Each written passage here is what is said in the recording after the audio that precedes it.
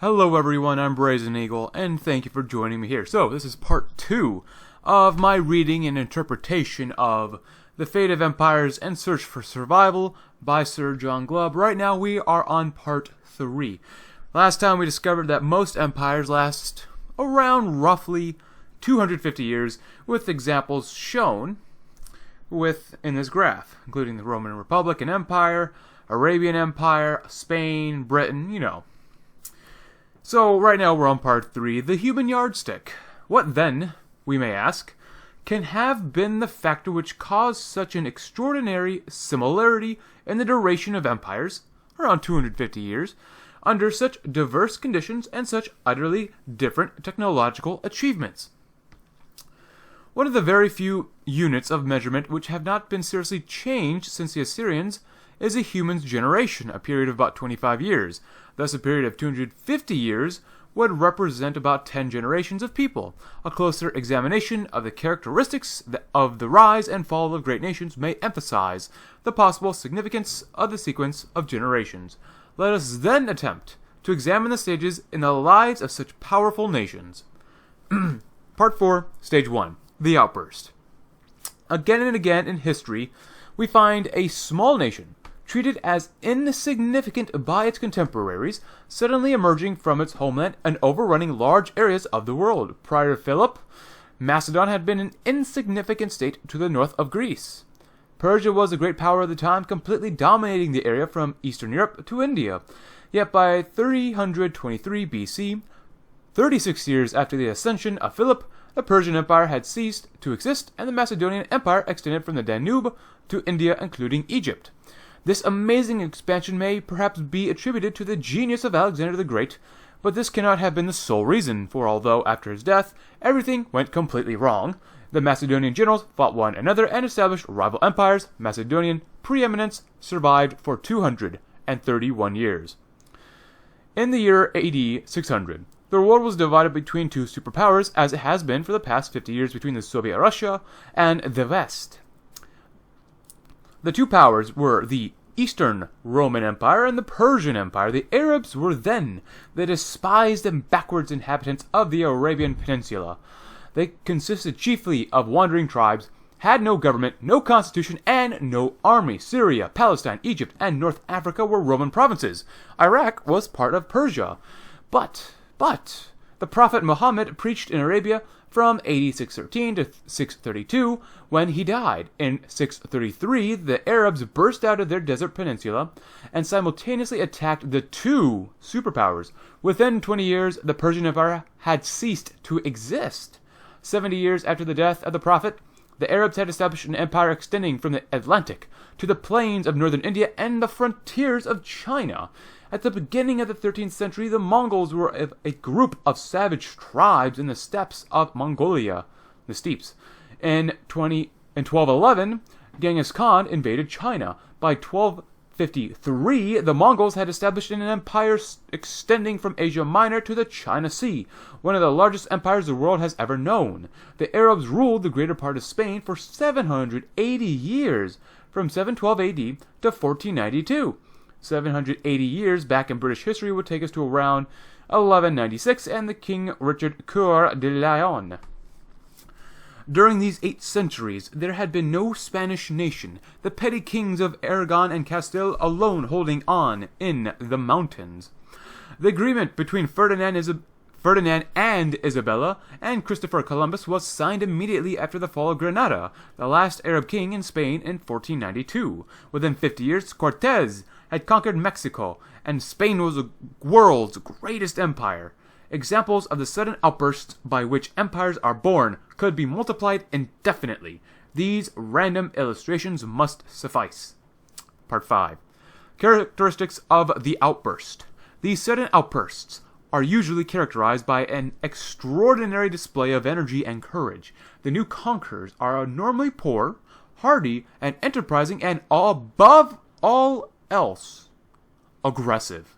The decaying empires which they overthrow are wealthy, but defensive-minded in the time of the Roman greatness. The legions used to dig a ditch round their camps at night to avoid surprise, but the ditches were mere earthworks, and between them wide spaces were left through which the Romans could counter-attack. But as Rome grew older, the earthworks became high walls, through which access was given only by narrow gates. Counterattacks were no longer possible. The legions were now passive defenders. But the new nation is not only distinguished by victory in battle, but by unresting enterprise in every field. Men hack their way through jungles, climb mountains, or brave the Atlantic and the Pacific Oceans in tiny cockle shells. The Arabs crossed the Straits of Gibraltar in AD 711 with 12,000 men, defeated a Gothic army of more than twice their strength, marched straight over 250 miles of unknown enemy territory, and seized the Gothic capital of Toledo. At the same stage in British history, Captain Cook discovered Australia. Fearless initiative characterizes such periods. Other peculiarities of the period of the conquering pioneers are the readiness to improvise and experiment. Untrammeled by traditions, they will turn anything available to their purpose. If one method fails, then try something else. Uninhabited by textbooks or book learning, action is their solution to every problem. Poor, hardy, often half-starved and ill-clad, they abound in courage, energy, and initiative, overcome every obstacle, and always seem to be in control of the situation. Part 6. The causes of race outbursts. The modern instinct is to seek a reason for everything and to doubt the veracity of a statement for which a reason cannot be found. So many examples can be given of the sudden eruption of an obscure race into a nation of conquerors that the truth of the phenomenon cannot be held to be doubtful. To assign a cause is more difficult. Perhaps the easiest explanation is to assume that the poor and obscure race is tempted by the wealth of the ancient civilization, and there would undoubtedly appear to be an element of greed for loot and barbarian invasions. Such a motivation may be divided into two classes. The first is mere loot, plunder, and rape, as for example in the case of Attila and the Huns, who ravaged a great part of Europe from AD 450 to 453. However, when Attila died in the latter year, his empire fell apart and his tribes returned to Eastern Europe. Many of the barbarians who founded dynasties in Western Europe on the ruins of the Roman Empire, however, did so out of admiration for Roman civilization and themselves aspired to become Romans. Part 7. A providential turnover. Whatever causes may be given for the overthrow of great civilizations by barbarians, we can sense certain resulting benefits.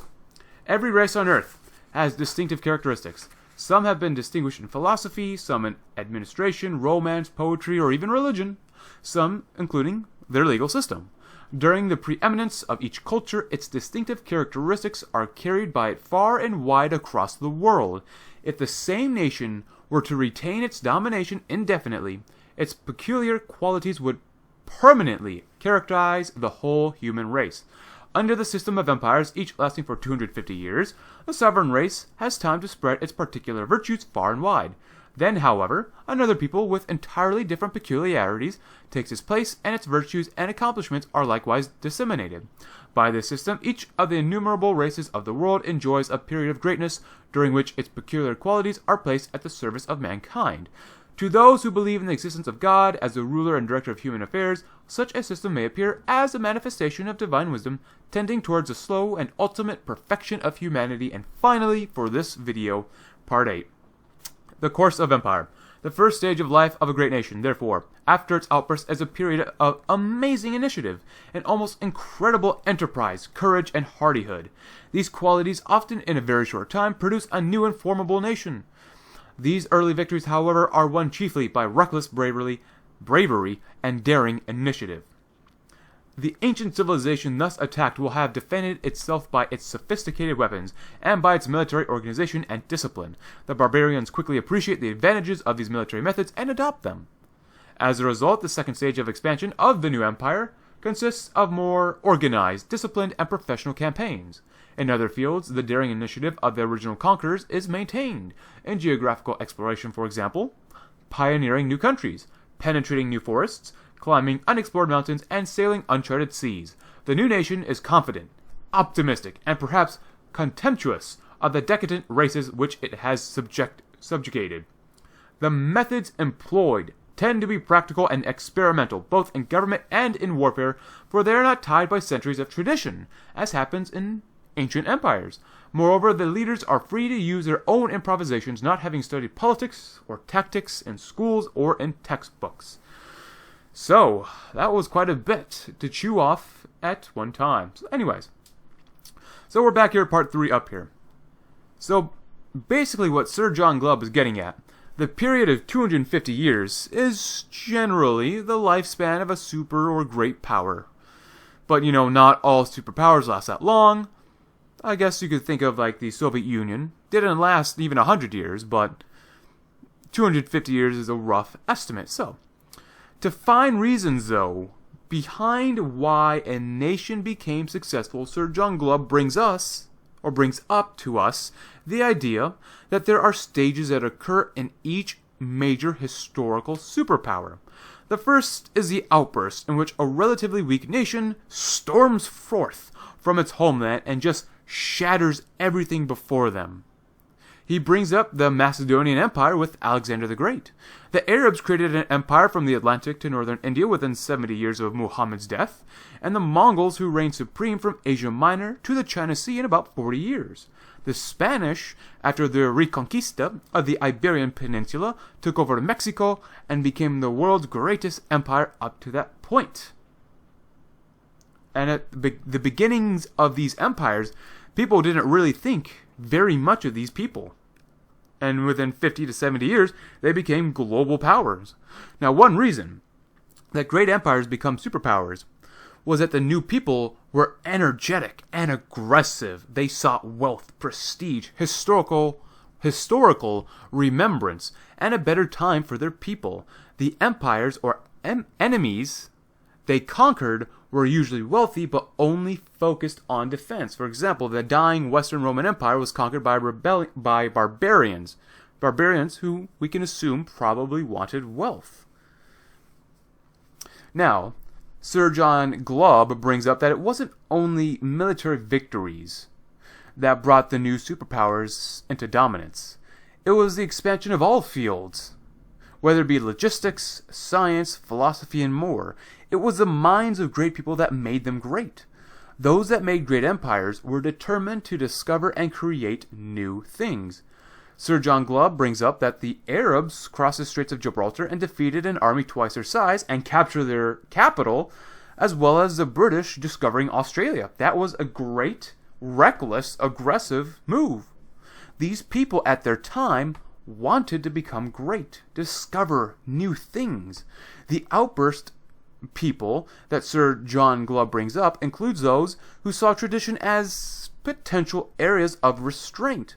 Sometimes you need to break tradition to pursue greatness. Traditions are great, but sometimes maybe some of them need to be broken. Now, Sir John Glubb wants to elaborate on another reason why a certain country or people outburst onto the world stage. He reckons, like we kind of said earlier, that it is the pursuit of wealth that drove people to find new lands, goods, and ideas that will make people great. He makes examples out of Attila the Hun, who stormed Europe, from 450 to 453. He also recognizes that the barbarian dynasties also sought wealth through admiration of the former Roman Empire. Part 7, a providential turnover, just merely makes the idea that every great superpower is here for a while. It makes its mark on the world and then is dead before you know it. Someone else who is powerful enough will eventually take over the reigning superpower, like the Arabs taking over, eventually, the Eastern Roman Empire and the Persian Empire. Now, Part 8 seems to sum up the ideas of the first few previous parts. He summarizes the outburst of a relatively backwards country that takes the world or region by storm, and that these people are aggressive and seek new discoveries. The new nation or people are optimistic about finding these new discoveries and will do whatever it takes to achieve their goals.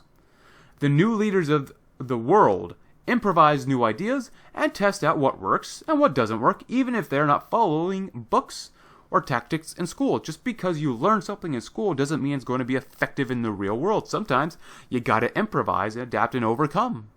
So, now I know I've been talking fast, and I'm a fast talker, but this concludes this part of Sir John Glubb's The Fate of Empire session. Now, I do want to bring up one country that somewhat fits Sir John Glubb's ideas thus far, perhaps except for the duration of spanning around 250 years, and that would be, my friends, the idea of the Dutch Republic. So, now you're thinking, Dutch Republic? What do you mean, Brazen Eagle?